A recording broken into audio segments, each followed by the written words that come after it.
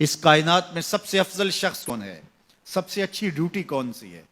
سب سے سونی نوکری کون سی ہے؟ کہتے ہیں کہ فلاں نوکری بہت اچھی ہے، فلاں کاروبار بہت اچھا ہے، فلاں جگہ پیسہ بہت ہے، فلاں شعبے میں عزت بڑی ہے.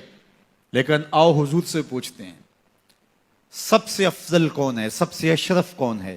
تو میرے حضور نے فرمایا خیرکم من تعلم القرآن وعلمہ، تم میں سب سے افضل وہ ہے جو قرآن سیکھتا ہے اور اوروں کو سکھاتا ہے. سب سے اشرف، سب سے اچھی نوکری، سب سے اچھا کام، سب سے بہتر وظیفہ اس کا ہے جو قرآن خود بھی سیکھتا ہے اور اوروں کو بھی سکھاتا ہے. تو اس کتاب سے جڑ جاؤ، اس کتاب سے وابستگی اختیار کرو. جس رات کے دامن میں قرآن نازل ہو وہ رات تو افضل ہو، وہ رات تو 1000 مہینے سے اشرف ہو. اللہ اکبر. تو پھر مجھے بتاؤ کہ جو قرآن کو اپنی روح میں بسا لے، جو اپنے اعمال کو قرآن کی تعلیمات کے تابع کر دے، جو اپنے دنوں کو قرآن کے اجالوں میں گزارے، اپنی راتوں کو قرآن کی تلاوت میں بسر کرے، دن کی تنہائی میں اور رات کے اجالوں میں قرآن پڑھے، بتاؤ وہ کتنا اشرف ہوگا. اس لیے میرے اور آپ کے آقا و مولا نے فرمایا راتوں کی تنہائیوں میں اٹھ اٹھ کے قرآن پڑھا کرو اور قرآن پڑھتے ہوئے رویا کرو، اور اگر رونا نہ آئے تو رونے کی کوشش کیا کرو. کوشش کیا کرو، دقت پیدا ہو جائے تمہیں قرآن کی تلاوت کرتے کرتے.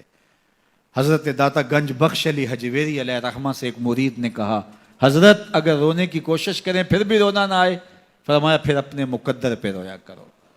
تم اتنے سنگ دل ہو گئے ہو کہ تمہاری آنکھیں آنسوں کا خراج نہیں دیتی ہیں. تو اس کتاب کے ساتھ جڑ جاؤ، تعلق کو مضبوط کر لو، اور اس کتاب سے وابستگی تمہیں دنیا آخرت کی بہتری کی ضمانت فراہم کرے گی. اور یہ کتاب زندہ ہے، اس کا پیغام کبھی فرسودہ نہیں ہوا، اس کا پیغام کبھی پرانا نہیں ہوا. ہر دور کے تقاضوں سے یہ کتاب ہم آہنگ ہے، اور یہ کتاب ہر شخص کی ضرورت کی کفالت کرتی ہے. اور پھر اللہ نے اس کو اتنا آسان کیا ہے، اتنا جامع بنایا ہے کہ ہر طبقہ زندگی کے شخص کے لیے قرآن کافی ہے، ہر شخص کی ضرورت کا کفیل ہے. اس کو ایک عام شخص پڑھے تو اس کو بھی نور ملتا ہے، ایک نکتہ بین شخص اس قرآن کا مطالعہ کرے تو اس کو بھی روشنی ملتی ہے، ایک فلسفی پڑھے تو محروم وہ بھی نہیں ہوتا. جو بھی اس قرآن سے پڑھے، دیکھیے کچھ کتابیں ایسی ہوتی ہیں وہ بچوں والی ہوتی ہیں، جو پڑھے لکھے لوگ ہیں ان کی کوئی دلچسپی وہاں نہیں ہوتا، الف انار اور بے بکری میں انہیں کوئی دلچسپی نہیں ہوتی. اور جو بڑی کتابیں ہیں بچوں کی سمجھ سے ورا ہوتی ہیں. لیکن یہ واحد قرآن ہے، جس طبقے کا شخص بھی پڑھے، ان پڑھ پڑھے تو اس کو بھی نور ملتا ہے. میں دیکھتا ہوں تلاوت چل رہی ہوتی ہے اور تلاوت عربی میں ہے، اور بندہ عربی جانتا نہیں ہے وہ بھی جھوم رہا ہوتا ہے، اس کو بھی حظ مل رہا ہوتا ہے. یہ کتاب ہر طبقہ زندگی کو روشنی دیتی ہے. یہ قیامت تک آنے والی انسانیت کے لیے رشد و ہدایت کا صحیفہ ہے. اس کتاب سے جڑ جانے سے بلندیاں نصیب ہوتی ہیں. جس رات کو یہ کتاب اترے وہ رات تو لیلۃ القدر کہلائے.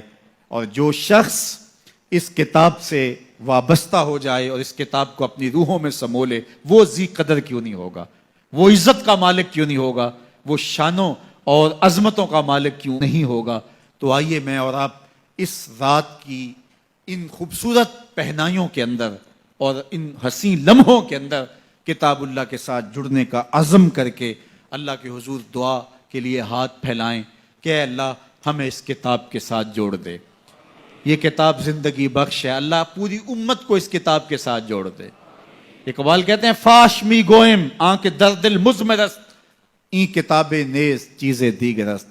جو میرے اندر چیز چھپی ہوئی ہے اس کو کھل کے اگر بتاؤں، یہ کتاب نہیں، یہ کوئی اور ہی شے ہے.